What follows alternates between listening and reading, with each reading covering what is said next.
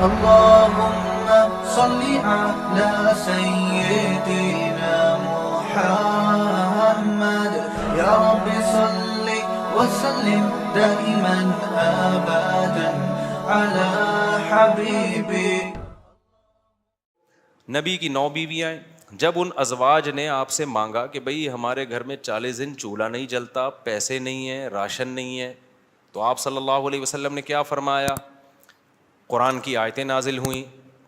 یا ایھا النبی قل لازواجک، آپ اپنی بیویوں سے کہہ دیجئے اگر تمہیں دنیا کی دولت چاہیے تو میں تعالینا امتعکن، میں تمہیں پیسے دے دیتا ہوں، واسرحکن سراحا جمیلا، اور عزت کے ساتھ تم سب کو رخصت کر دیتا ہوں.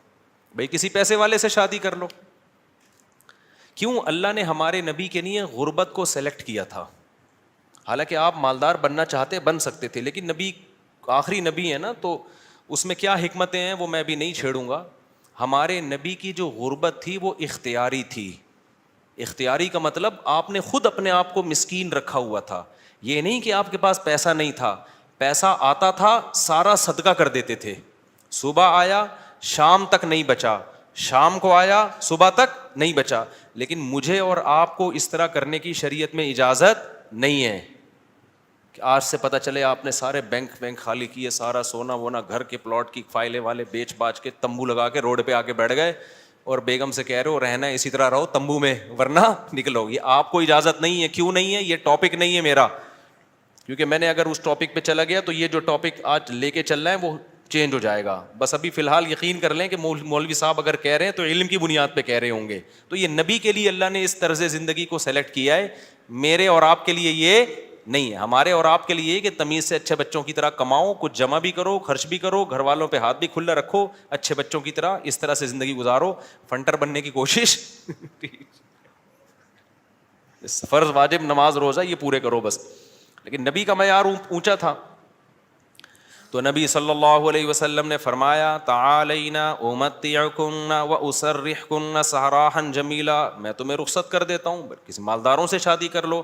اس زمانے میں طلاق یافتہ بیوہ کی شادی ہونا کوئی مسئلہ نہیں تھا، ایک سے ایک رشتہ مل جاتا تھا. یہ تو ہمارے زمانے میں نحوست ہے کہ نہیں ہوتی شادیاں.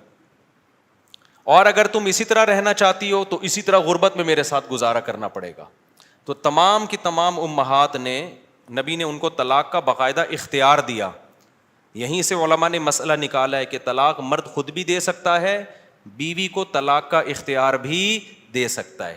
اگر مرد اپنی بیوی سے کہہ دے کہ میں نے تجھے طلاق کا اختیار دیا تو یہ اختیار عورت کے پاس بھی آ جاتا ہے، پھر وہ اپنے اوپر طلاق واقع کر سکتی ہے. اس سے بھی پتہ چلتا ہے کہ عدالتی خلا جو آج کل چل رہا ہے اس میں اسلام میں اس کی کوئی حیثیت نہیں ہے. کیونکہ مرد جب بیوی کو رائٹ دے گا تو ہوگا، کورٹ کے دینے سے نہیں ہوتا.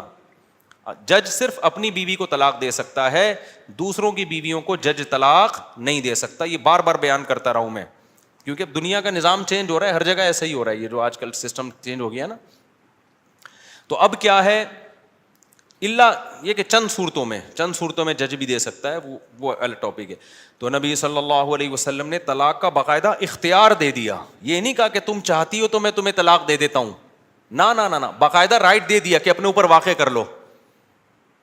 حضرت عائشہ رضی اللہ تعالی عنہا کا جب نمبر آیا، اچھا عورت اگر اسی مجلس میں وہ اختیار واپس کر دے تو ختم ہو گیا اختیار. مرد نے جس مجلس میں اختیار دیا نا اس مجلس کے ساتھ رہتا ہے. ہمیشہ کے لیے دے دیا تو ہمیشہ کے لیے، مجلس کے ساتھ دے دیا تو جب تک اس مجلس میں ہے طلاق واقع کر سکتی ہے. جب مجلس ختم ہو گئی تو طلاق کا آپشن بھی ختم.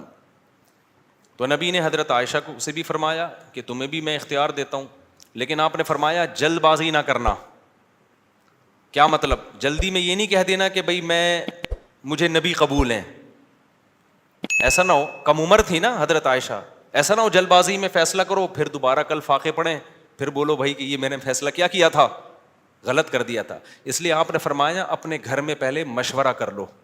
حضرت عائشہ سے فرمایا اپنے گھر میں جا کے مشورہ کر لو، مشورے کے بعد سوچ سمجھ کے ایک رائے قائم کرو کہ اسی فقر و فاقہ میں 40 دن چولہا نہیں جلے گا، اسی میں گزارا کرنا ہے یا مجھ سے طلاق لے کے کہیں اور شادی کرنی ہے. جلدی میں فیصلہ نہ کرو. حضرت عائشہ کو اتنا غصہ آیا نا نبی کے اس بات پر فرمایا افی کا اشاور, آپ کے بارے میں مشورہ کروں گی میں, یعنی پیغمبر کے بارے میں اپنے ابا اماں سے جا کے مشورہ کروں گی کہ رہنا کہ نہیں رہنا, مطلب کوئی مشورہ نہیں کرنا, رہنا ہے. یہ جو غیر مسلم طنز کرتے ہیں نا کہ پیغمبر نے شادی کی اتنی کم عمر میں, اتنی بڑی عمر میں ایک نو عمر لڑکی سے, تو اس نو عمر لڑکی کو طلاق کا اختیار دیا جا رہا ہے, اور وہ کہہ رہی ہے کہ آپ کے بارے میں نے کسی سے مشورہ نہیں کرنا. یہ سوال ہی غلط ہے. افی کا اشاور, یہ کیسے ہو سکتا ہے؟ آپ جیسا شوہر مجھے کہاں ملے گا؟ کوئی مشورہ نہیں, آپ کے ساتھ ہی رہنا ہے. تو یہ غیر مسلم جو اعتراض کرتے ہیں نا نبی پر, یہ مدعی سست اور گواہ چست, جس کے حق کی بات کر رہے ہیں حضرت عائشہ کی کہ معاذ اللہ ان کے ساتھ ظلم ہو گیا کہ کم عمر میں اتنی بڑی عمر سے شادی کرا دی ان کی. اس کم عمر کو تو یہ احساس نہیں ہو رہا, ان کو تو یہ ہو رہا ہے کہ اس سے اچھا رشتہ میرے لیے اس کائنات میں کوئی نہیں ہے. ہندو اور عیسائی کو اعتراض ہو رہا ہے کہ بچی پہ کیا ہو گیا؟ ظلم ہو گیا. اس کو کہتے ہیں مدعی سست اور گواہ بولو چست. جیسے کہ آپ لوگ بالکل بھی چست لگ نہیں رہے ہو مجھے اس وقت تراویح کی وجہ سے. تو یہ خود ہمارے پیغمبر کی ایک بہترین سیرت ہے کہ اتنی عمر میں ہو کے ایک کم عمر سے, نو عمر سے نکاح کیا, اور کھلانے پلانے کو بھی کچھ نہیں ہے, اور 8 سوکنے بھی ہیں, پھر بھی وہ کہہ رہی ہیں کہ آپ کے بارے میں مشورہ بھی نہیں کرنا میں نے. حالانکہ اب تو زندگی گزار چکی تھی نبی کے ساتھ. اگر وہ شروع میں فیصلہ معاذ اللہ غلط ہو گیا تھا شادی کا, تو اب تو ٹائم گزر چکا تھا نا, اب تو آپ کے پاس آپشن تھا بھائی میں نہیں رہتی. وہ کہہ رہی ہیں آپ کے بارے میں نے مشورہ بھی نہیں کرنا, اور یہ ناممکن ہے. یہ کیسی بات آپ کر رہے ہیں؟ میں آپ کے بارے میں کیسے مشورہ کر سکتی ہوں؟ خدا کی قسم کسی غیر مسلم میں غیرت ہوگی نا, غیرت, بھٹ دھرم اور ضدی نہ ہو, اس بات کو پیغمبر کی نبوت کی دلیل سمجھ کے محمد صلی اللہ علیہ وسلم پر ایمان لے کر آئے گا کہ آپ جیسی پاکیزہ سیرت اور آپ جیسے کامیاب شوہر اس کائنات میں گزرے نہیں ہیں. آج کوئی 50 سال کا 9 سال کی سے کر کے دکھائے, چند دن گزارے اور کھلانے کو روٹی بھی نہ ہو, اچھی بھلا جو بیوی ہوگی نا وہ مارکیٹ سے کیا ہو جائے گی؟ شارٹ ہو جائے گی. بلکہ آج جو مارکیٹ سے شارٹ ہو رہی ہیں بیویاں وہ والی ہو رہی ہیں جو جوڑ کی شادیاں, جو ظاہری اعتبار سے بھی جوڑ کی شادیاں. 25 سال کے لڑکے کی 24 سال کی لڑکی سے شادی ہو رہی ہے, 25 سال کا یہ PhD بھی ہے, پروفیسر بھی ہے, اور کروڑ روپے کما بھی رہا ہے, اور بیگم غریب بھی ہے. پھر بھی جس دن مارکیٹ سے آٹا شارٹ ہوا, بیگم اسی دن مارکیٹ سے شارٹ ہو گئی. آٹا شارٹ ہونے کی فکر اتنی نہیں ہوتی جتنی اس کو بیگم کے شارٹ ہونے کی. ہمارے پاس تو کیسز آ رہے ہیں نا, کورٹ میں بھی آ رہے ہیں. ذرا سا بے روزگار ہوا, بیگم شارٹ. وہ کہتی تیرے میں ہے کیا جو میں تجھ سے تیرے ساتھ رہوں؟ ایک آٹا دے رہا تھا وہ بھی نہیں ہے بھائی. تو یہ محمد صلی اللہ علیہ وسلم کے بہترین شوہر ہونے کی دلیل.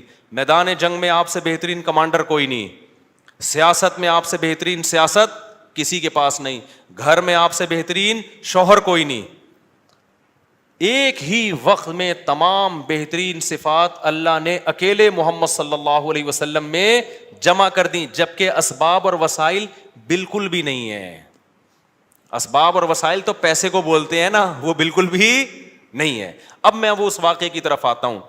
اب مجھے بتاؤ, ہاں تو میں آپ سے یہ کہہ رہا تھا کہ بیگم صاحبہ کو خوب اچھا کھلائیں, جو خود پہنے اس کو پہنائیں, جو خود کھائیں اس کو کھلائیں. لیکن قدرت کی طرف سے اگر غربت آ گئی ہے بھائی, تو پھر ٹینشن لینے کا نہیں ہے. پھر بیگم اگر کہتی ہے نہیں رہنا, کوئی بات نہیں بیگم, میں تو یہی کچھ کھلا پلا سکتا ہوں, رہنا ہے رہو, نہیں تو پتلی گلی سے نکلو, ہم کسی اور سے شادی کر لیں گے. ایک دم سے نہ نکال دو, پہلے مجھ سے مشورہ لے لینا. بعض دفعہ خواتین غصے میں بھی کہہ رہی ہوتی ہیں مجھے چھوڑ دو, ایک دم وہ غصے میں کہہ رہی ہوتی ہیں, 4 دن کے بعد ان کا موڈ بدل جاتا ہے. خود سے کچھ نہ کرو, مشورہ لے لیا کرو. میرا تو مقصد صرف یہ بتانے کا ہے کہ ٹینشن لینے کا نہیں ہے. ایک تو بے روزگاری کی ٹینشن, اوپر سے ایک اور ٹینشن اپنے اوپر مسلط کرو تو پاگل ہو جاؤ گے. ٹینشن نہیں, ٹینشن صرف ایک چیز کی لینی ہے بھائی, وہ جو حدیث میں آتا ہے من کانت الآخرۃ ہمہ, جس نے آخرت کو اپنی ٹینشن بنا لیا تو اللہ اس کی تمام ٹینشنوں کو ختم کر دیتے ہیں, اس کی فکریں سمیٹ دیتے ہیں. ہماری ٹینشن بس ایک ہے, آخرت میں بخشش ہو جائے. نہ بیگم ٹینشن ہے ہماری, نہ بچے ہماری ٹینشن ہے, نہ کوئی اور ہماری ٹینشن ہے, نہ گورنمنٹ ہماری ٹینشن. میری ٹینشن یہ ہے کہ مجھ سے قیامت کے دن سوال ہوگا, میں اس سوال میں پورا اترتا ہوں یا نہیں. اب آٹا مہنگا ہونے کی ٹینشن ہم کیوں نہیں لے رہے کہ ہماری وجہ سے نہیں ہوا, میری وجہ سے ہوا ہوتا نا تو میں ٹینشن لیتا کہ آخرت میں چترول کس کے لگیں گے, میری وجہ سے تھوڑی ہوا ہے. اب اگر ہمارے پاس وسائل ہیں تو مہنگا آٹا خریدیں گے, وسائل نہیں ہیں تو بیگم کو بولیں گے پاپے چائے میں ڈبو کے, پاپے بھی آٹے کے بنتے ہیں. آہستہ آہستہ, اللہ نہ کرے ہمیں وہ حالات نہ آئیں, ابھی تو اللہ کھلا پلا رہا ہے, لیکن اگر اللہ نہ کرے خدا نہ خواستہ ایسے حالات آئیں تو بھائی وہی گزارا کرو, 2-3 کھجوریں کھا لیا کرو صبح شام. مرتا نہیں ہے بھوک سے اتنی جلدی انسان, اور جب آپ بھوکے رہو گے نا ایک دم کولیسٹرول کم ہوگا, جوان ہو جاؤ گے. میں آپ کو بتاؤں, ابھی تو ڈاکٹر کہہ رہے ہیں کہ بھوکا رہنے سے بہتر کوئی جوان ہونے کا نسخہ نہیں ہے, تو ڈاکٹر بھی اس طرف آ گئے ہیں, اگرچہ کھا دبا کے رہے ہیں, وہ بھی مشورے اس طرح کے دے رہے ہیں. تو خیر, اب دیکھو حضرت ابو سعید خدری رضی اللہ تعالی عنہ نبی کے پاس آئے, سارا گھر لٹا دیا. ایسے موقع پہ جب کوئی آئے گا تو اس کو کیا مشورہ دیا جائے گا؟ بھائی سب سے زیادہ ان کو راشن دیا جائے, تسلیاں دی جائے. لیکن نبی کے سامنے آئے, ہاتھ پھیلایا, یا رسول اللہ میری ماں نے بھیجا ہے, باپ بھی شہید اور بھائی بھی شہید, اور احد میں آپ کی خاطر شہید ہوئے ہیں, آپ نے کہا تھا لڑائی کے لیے جاؤ. نبی نے فرمایا من یستعفف یعفہ اللہ, یاد رکھو جب تک آخرت میں ایمان نہیں ہے نا, غیرت کے علاوہ سب کچھ آئے گا آپ کے اندر. میں نے بڑے بڑے لالچی لوگ دیکھے, داڑیاں ٹوپیوں والے, ایسے نور ان کے چہروں پہ برس رہے ہوتے ہیں نا, آدمی کہتا ہے پتہ نہیں کہاں سے نور کی کریمیں لگائی ہیں اس نے. ایسے مکار لچڑ ہوتے ہیں نا کہ آپ کی سوچ ہے مذہب کا منجن بیچتے ہیں. میں نام لے کے بتا سکتا ہوں کون کون یہ کام کر رہا ہے, لیکن فتنہ کھڑا ہو جائے گا. نام لے کے بتا سکتا ہوں کون داڑھی ٹوپی کا منجن بیچ رہا ہے. ایسا نیک لگے گا جیسے اس سے بات ایسی کرے گا وہ اللہ رسول کے علاوہ کوئی بات ہی نہیں. مجھے ڈر لگتا ہے غصے میں کہیں میرے منہ سے نام نہ نکل جائے ان لوگوں کا, لیکن ایک بڑا فتنہ کھڑا ہو جائے گا, اس لیے نام نہیں لے رہا میں. اور یہ مذہبی لوگوں میں منجن بہت ہے, کیونکہ مذہب کے نام پہ نا منجن بکتا بڑی جلدی ہے. لوگ یقین کر لیتے ہیں حضرت جی اتنے نیک, ماشاء اللہ بغلیں بھی صاف حضرت کی, اور اتنے خوبصورت. تو یاد رکھو فراڈی آدمی کے لیے داڑھی رکھنا اور پگڑی پہننا کوئی مشکل کام نہیں ہے. فراڈی یہ کام کر بھائی داڑھی ٹوپی داڑھی رکھنا ضروری ہے, لیکن یہ بھی تو ہو سکتا ہے چور نے داڑھی رکھی ہو لوگوں کو الو بنانے کے لیے. مدرسے والے کبھی چور نہیں ہوتے, چور لوگ مدرسہ کھول لیتے ہیں کہ پیسہ آئے گا. بڑے بڑے ٹرسٹ چل رہے ہیں جو بڑے بڑے فراڈی ہیں, سارے ٹرسٹ فراڈی نہیں ہیں لیکن فراڈی ٹرسٹ بھی ہیں بہت سارے. مجھے خود ایک وکیل نے بتایا کہ جب کسی آدمی کو کروڑ پتی بننا ہوتا ہے نا, اور گاڑیاں منگوانی ہوتی ہیں کسٹم پے کیے بغیر, تو وہ ٹرسٹ کھول لیتا ہے. اس نے مجھے بتایا کتنے لوگوں نے ٹرسٹ کھولے ہوئے پاکستان میں, دبا کے نوٹ چھاپ رہے ہیں. تو یہ دھندے پاکستان میں سب سے زیادہ ہوتے ہیں, دنیا میں اتنے زیادہ بولو نہیں ہوتے. لیکن ہماری قوم اندھی ہے خدا کی قسم, غصہ آ رہا ہے مجھے. اور رمضان میں تو طبیعت سے چورن بکتا ہے, اٹھا اٹھا کے پھینک رہے ہیں پیسے, یہ لے یہ لے یہ لے. ابے دیکھ نہیں رہے یار یہ کیا کر رہا ہے, یہ اتنا اندھا اعتماد. تمہیں اللہ نے ایک پیسہ کی نعمت دی, اس کو برباد تو نہ کرو نا تم. ایک اور کام رمضان میں ذہن میں رکھو, موضوع سے ہٹ رہا ہوں فوراً آ رہا ہوں پھر اس طرف. ایک اور کام, کیونکہ رمضان میں منجن زیادہ بکتا ہے. دیکھو دینی مدرسوں کا جتنا میں قائل ہوں نا آپ نہیں قائل. میں اگر یہاں بیٹھا ہوں تو مدرسوں کی وجہ سے بیٹھا ہوں, اللہ مجھ سے جو ٹوٹا پھوٹا دین کا کام لے رہا ہے. لیکن مدرسے میں چندہ دینے سے پہلے سوچو یہ قابل اعتماد مدرسہ ہے یا نہیں ہے. بہت دفعہ ایسا ہوتا ہے کہ آپ کو میں پیسہ کمانے کا طریقہ بتا رہا ہوں, غلط طریقہ. آپ اگر بے روزگار ہیں نا, پاکستان میں بے روزگاری ایک بہت بڑا مسئلہ ہے, لیکن یہ مسئلہ میں آپ کا 2 منٹ میں کیا کر رہا ہوں ختم کر. جہنم میں تو جاؤ گے لیکن مسئلہ بے روزگاری کا ختم ہو جائے گا. آپ نے کیا کرنا ہے, آپ نے ایک زمین خریدیں, وہ بھی چندے کے پیسوں سے, ٹھیک ہے نا, کہ بتائیں میں ایک مدرسہ کھولنا چاہتا ہوں. اس سے پہلے آپ کو داڑھی رکھیں, آپ داڑھی, کیونکہ لوگ پھر اس پہ زیادہ اعتماد ہے, اور پگڑی باندھیں. مولانا طارق جمیل صاحب کے ساتھ 6 سیلفیاں, مفتی طارق مسعود صاحب کے ساتھ 7 سیلفیاں. مفتی صاحب کے پاؤں دبائیں, میرے پاؤں دبائیں, سر میں مالش کر کے چپکے سے ویڈیو بنائیں کہ دیکھو میں مفتی صاحب کی خدمت کر رہا ہوں, میں گلے مل رہا ہوں, ویڈیو بنائیں. مولانا طارق جمیل صاحب کو ہدیہ دیتے ہوئے ویڈیو بنائیں, ٹھیک ہے. ایک بیان ان سے اپنے حق میں کروا لیں گے, بہت اچھا ہے, آدمی بیان تو کر ہی دیتا ہے نا. میرے پاس بھی کوئی آئے گا, اچھا ہی لگ رہا ہے بھائی, اچھا ہے ماشاء اللہ. چند چیزیں اس طرح, ڈاکٹر ذاکر نائک سے ملاقات ہو جائے تو سبحان اللہ, ایک آدھ سیلفی وہاں سے لے لی آپ نے. اور پھر آپ نے کیا کیا ہے, ایک دو دفعہ غریب کو گلے ملتے ہوئے رو لیں, پیاز کاٹ کے جائیں, آنسو پہلے نکلیں گے, ایک دم رو کے ایک تصویر بنا لیں, غریب کو مل کے رو رہے ہیں. بہترین, خدا کی قسم ایسا طریقہ ہے نا, تم نوٹ تمہارے پاس نا رکھنے کی فرصت نہیں ہوگی, یار کدھر رکھوں, تھیلے بھر گئے سارے. اس کے بعد آپ نے کیا کرنا ہے, آپ نے اناؤنس کرنا ہے میں ایک مدرسہ بنا رہا ہوں, یتیم خانہ کھول رہا ہوں. آپ نے 4 دیواری کھڑی کی, اس میں 4-6 یتیم بچے, آپ جائیں وہاں سے کچھ بچے ادھار لیں. ادھار کا مطلب کوئی اپنے بچے دیتا تھوڑی ہے, ان کو بولیں کہ ہم کچھ دن ان کو کھلائیں گے پلائیں گے, تو مائیں دے دیتی ہیں, چلو یار کچھ دن کیا, قرآن بھی پڑھائیں گے, تو قرآن پڑھ رہے اس بہانے.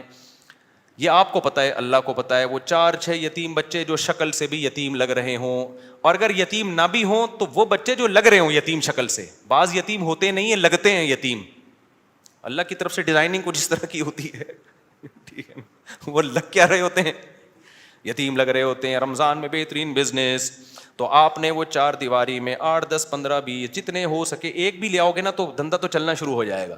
وہ یتیم بچے لا کے ڈال دیے. پھر اس کے بعد آپ اپنی 2-4 نمازوں کی تصویریں دعا مانگتے ہوئے, ٹھیک ہے نا, اور پھر آج کل خلافتیں بھی مل جاتی ہیں, ایک آدھ بزرگ کے تھوڑا سا کچھ, آپ جو 2 نمبر قسم کے بزرگ ہوتے ہیں, ہدیے ودیے دیے اور تھوڑا سا خلافت لے لی وہاں سے. اس کے بعد پھر میرے بھائی, اب جو آپ کے پاس پیسہ آئے گا نا, آپ آگے آگے اور پیسہ آپ کے پیچھے پیچھے. لوگ کہیں گے یار یہ میری طرف سے بکرا, 10-10, 20-20 لوگ بکرے لا رہے ہوں گے, 9 بکرے آپ کے گھر میں, 1 بکرا کاٹ کے بچوں کو کھلا دو. لوگ سمجھ رہے ہوں گے دیکھو بکرا کھلا رہا ہے نا, یہ لوگ یہ تھوڑی دے رہے ہوں گے کم بخت کھلا کتنا رہا ہے, اور 9 تو گھر میں پہنچائے ہیں اس نے, اور وہ قصائیوں سے ان کے رابطے ہیں, وہ بک رہے ہیں مارکیٹ میں.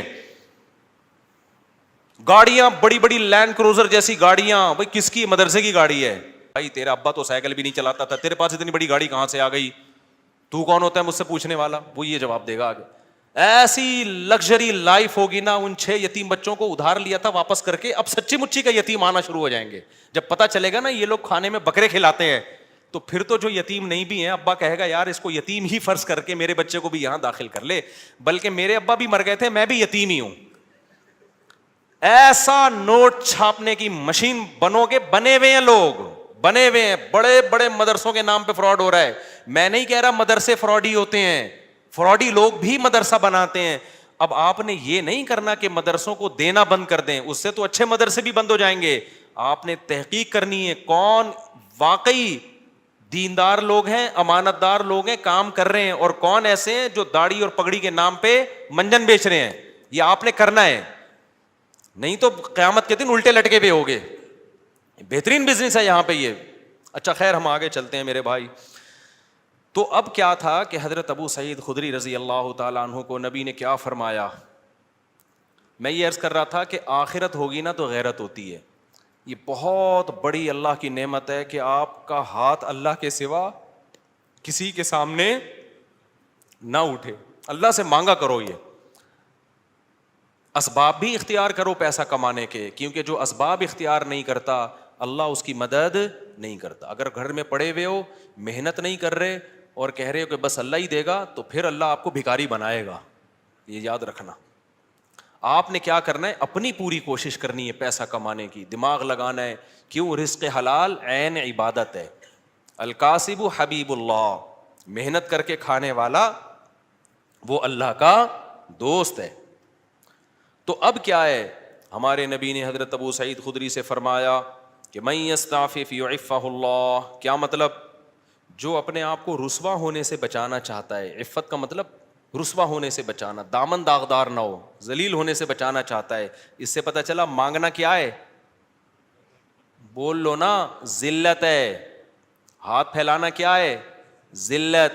تو جو چاہتا ہے کہ میں ذلیل نہ ہوں, ہمیں تو پتہ ہی نہیں کہ یہ ذلت ہے. ہم تو سمجھتے ہیں میں اتنا چونا لگاتا ہوں بندے سے 2 منٹ میں اتنے پیسے نکلوا لیتا ہوں, یہ میرا کمال ہے. ایک چور کو پکڑا نا, کورٹ میں لے کر گئے, عدالت نے کہا یار تم نے اتنی خوبصورتی سے چوری کی, کسی کو پتہ ہی نہیں چلا. چور کہتا ہے شکریہ سر, آپ نے میری اتنی تعریف کی, اتنا زبردست چور ہوں میں. جج نے کہا کم بخت میں تیری تعریف نہیں کر رہا, تیری برائی کر رہا ہوں.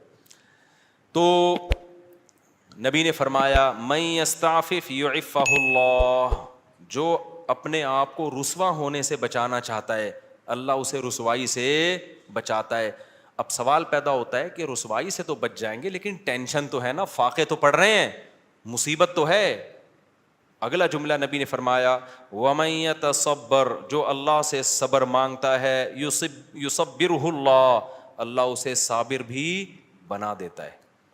اس ٹینشن میں اللہ سے مانگو صبر, تو اللہ کیا کرے گا؟ صبر دے دے گا. جیسے موسیٰ علیہ السلام کی ماں نے جب حضرت موسیٰ کو صندوق میں رکھا نا بچے کو, تو فرعون نے پکڑ لیا اس بچے کو. اب قرآن کہہ رہا ہے موسیٰ کی ماں دل برداشتہ ہو گئی, میرا بچہ کس کی گود میں چلا گیا ہے؟ فرعون کی. ماں تو ایک دم ہو جائے گی نا. اگر جا کے بتا دیتی کہ میرا بچہ ہے, فرعون نے فوراً قتل کر دینا تھا اس کو. لیکن عورت جذباتی ہوتی ہے, وہ انجام نہیں دیکھتی, وہ جذبات سے مغلوب ہوتی ہے. لیکن قرآن کہتا ہے وَرَبَطْنَا عَلَىٰ قَلْبِهَا, ہم نے موسیٰ کی ماں کے دل کو باندھ دیا. کیا بلاغت ہے قرآن کی. موسیٰ کی ماں کے دل کو کیا کر دیا؟ رسیوں سے باندھ دیا, جیسے ہلے نہیں اپنی جگہ سے, دل برداشتہ نہ ہو. یہ قرآن کی بلاغت ہے, یعنی صبر کی توفیق دی. اس صبر کی توفیق کو بیان کرنے کے لیے قرآن کیا کہتا ہے؟ موسیٰ کی ماں کو کے دل کو ہم نے رسی سے کیا کر دیا؟ ایسے کس کے باندھ دیا, ہلے نہیں بھائی. جیسے کسی بندہ ہل رہا ہو نا, آپ اسے رسی سے کس کے بالکل بند کر دو, اب وہ گیا, یعنی وہ ہلنا بھی چاہے تو نہیں ہلے. تو اس سے پتہ چلتا ہے کہ بعض دفعہ انسان بے صبرہ ہو رہا ہوتا ہے, لیکن اللہ کی طرف سے اس کو ایسی توفیق ملتی ہے کہ اللہ اس کے دل کو رسیوں سے باندھ دیتے ہیں. ہلنا نہیں, چپ کر کے تمیز سے بیٹھا رہے, مجھ پر اعتماد اور توکل کر. اسی لیے قرآن میں نبی کو اللہ نے فرمایا وما صبرک الا باللہ, اے نبی آپ صبر کریں, لیکن آپ کا صبر اللہ کی توفیق کے بغیر نہیں ہوگا. یہ صبر بھی آپ نے اللہ سے مانگنا ہے. تو نبی نے فرمایا جو صبر کرنا چاہتا ہے اللہ اس کو صبر کی توفیق دیتا ہے. آج ڈپریشن اس لیے بڑھ رہی ہے کہ صبر کرنا چاہتے ہی نہیں ہے. جو ٹینشن آئی, جو مصیبت آئی, بس نکال دو فوراً جا کے. جو پہلے آ گیا نا وہ پٹتا ہے. آپ جب غصے میں بیٹھے ہو تو جو شروع میں آ گیا نا وہ اس کا کیا ہو گیا؟ بیڑا غرق ہو گیا. اس کے بعد حدیث دیکھو, حضرت ابو سعید خدری واپس چلے گئے. کیوں؟ نہ ماں نے کوئی اعتراض کیا, نہ 10 سال کے بچے نے کوئی اعتراض کیا. کیوں؟ لیڈر کو دیکھ رہے تھے کہ لیڈر ہم سے زیادہ قربانی دے رہے, اور آپ کی صداقت پہ یقین تھا. حدیث میں آتا ہے کہ حضرت ابو سعید خدری نے زندگی بھر کسی سے نہیں مانگا, یہاں تک کہ اپنا کوڑا بھی گرتا تھا نا اونٹ سے تو نیچے اتر کے اٹھاتے تھے, وہ کوڑا بھی نہیں مانگتے تھے کسی سے. حالانکہ یہ تو ٹھیک ہے کوئی کوڑا دے دو مجھے میرا کوڑا, لیکن نہ بٹ نہیں تو مطلب نہیں, اب سب کچھ خود کرنا ہے, اب نہیں مانگنا کسی سے کوڑا. وجہ کیا ہے؟ لیڈر کی طرف سے موٹیویشن مل رہی ہے, کیونکہ پتا ہے لیڈر یہ بات بتانے کے پیسے بولو نا نہیں لے رہا, اور دیکھ رہے ہیں کہ ہمارے گھر میں فاقہ ہے تو لیڈر کے گھر میں اس سے زیادہ فاقہ ہے, اس سے زیادہ فاقہ ہے. تو اس لیے آپ اگر گھر میں سربراہ ہیں نا, بچوں کو انسان کا بچہ بنانا چاہتے ہیں تو پہلے خود انسان کا بچہ بننا پڑے گا. یہ میں اصل میں ایکچولی میں یہ کہنا چاہ رہا تھا, جس کے لیے پورا میں نے واقعہ سنا ہے. اصل آپ کون سا میدان جنگ میں جا رہے ہو, جہاد میں جا رہے ہو, ماں باپ اور بھائیوں کو کٹوا رہے ہو آپ. تو ایکچولی جو میں بات عرض کرنا چاہ رہا تھا کہ اگر آپ چاہتے ہو کہ آپ کی بیوی انسان کی بچی بن کے رہے تو آپ کو پہلے انسان کا بچہ بننا پڑے گا. آپ چاہتے ہو کہ میرے گھر میں اخلاق کا ماحول ہو, تمیز سے بات کیا کریں, تو پہلے آپ کو تمیز سے بات کرنی پڑے گی. آپ بیگم سے کہہ رہے ہو تمیز سے بات کرو, اس کا مطلب آپ خود ہی تمیز سے بات نہیں کر رہے. وہ تو آپ کا ایٹیٹیوڈ دیکھ رہی ہے نا. باپ گھر میں آ رہا ہے چنگیز خان بن کے چیخ رہا ہے یہ کیا ہو رہا ہے, پھر وہ کہہ رہے سب آرام سے بات کریں, تو کہیں گے نا ابا آپ تو آرام سے کر نہیں رہے. ایک صاحب کو غصے پہ بہت غصہ آتا تھا.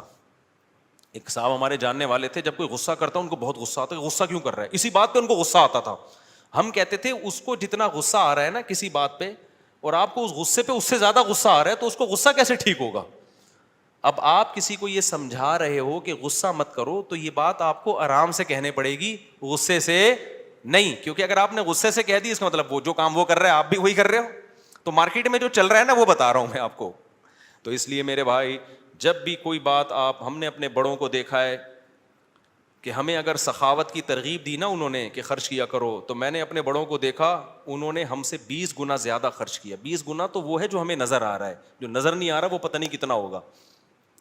ہم نے دیکھا کہ انہوں نے ہمیں کہا کہ عبادت کیا کرو، تو ہم نے دیکھا کہ وہ ہم سے کئی گنا زیادہ عبادت کر رہے ہیں.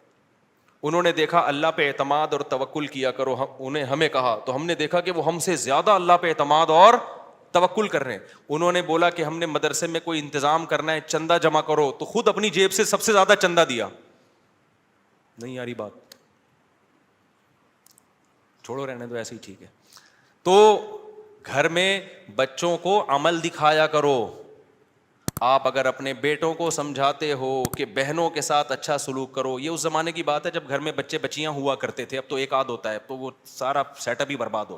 پہلے یہ ہوتا تھا 7-8 بہن بھائی ہیں تو ماں باپ بھائیوں کو حکم دیتے تھے بھائی بیٹوں کو بھی بیٹیوں کا بھی خیال کرنا. اب تو ٹیاں ہے ہی نہیں، ٹی رہ گئی ہے، بیٹیاں نہیں ہوتی. ایک آدھ بیٹی ہوتی وہ خود ہی اپنا خیال رکھ لے گی، اس کے لیے آپ کو نہ وصیتیں کرنے کی ضرورت نہ تکلف کی. یہ ان لوگوں کی بات کر رہا ہوں جن کے ہاں بچے ہوتے ہیں، خاندان ہوتے ہیں، چاچے مامے خاندان گھر آباد ہوتے ہیں، تو ان کے لیے خصوصی پیکیج ابھی میں پیش کر رہا ہوں کہ جب وہ اپنے بیٹوں کو سمجھائیں کہ اپنی بیٹیوں کا خیال کرنا، تو کیا مطلب بھائیوں کو سمجھا رہے ہیں بہنوں کا، تو پھر آپ نے ان کے سامنے اپنی بہنوں کا خیال کر کے دکھانا ہے.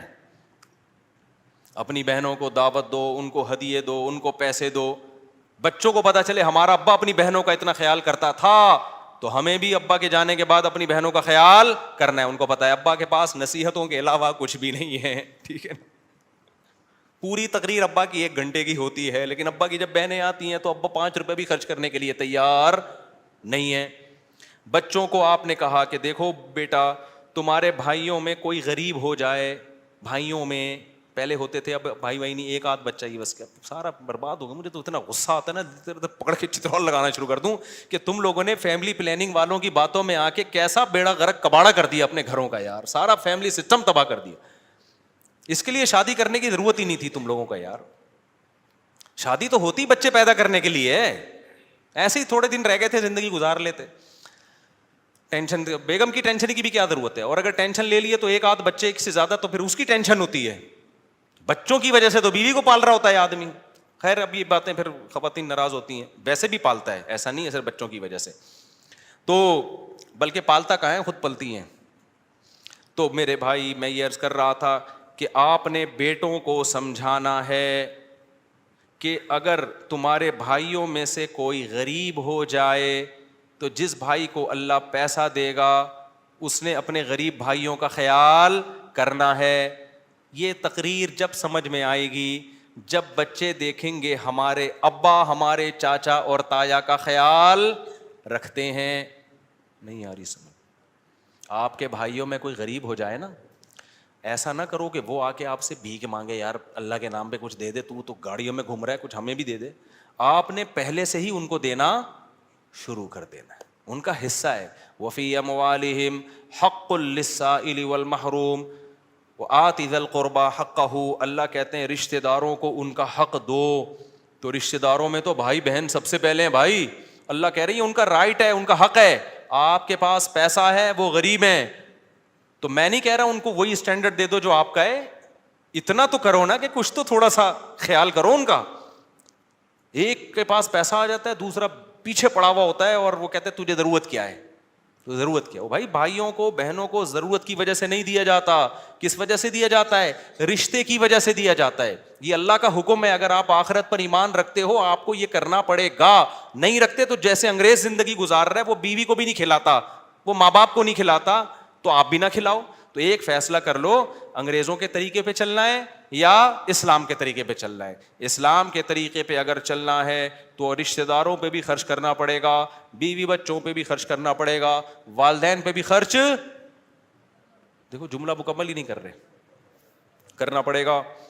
تو حضرت ابو سعید خدری کو نبی نے کیا فرمایا؟ جو اللہ سے صبر مانگتا ہے اللہ صبر دیتا ہے.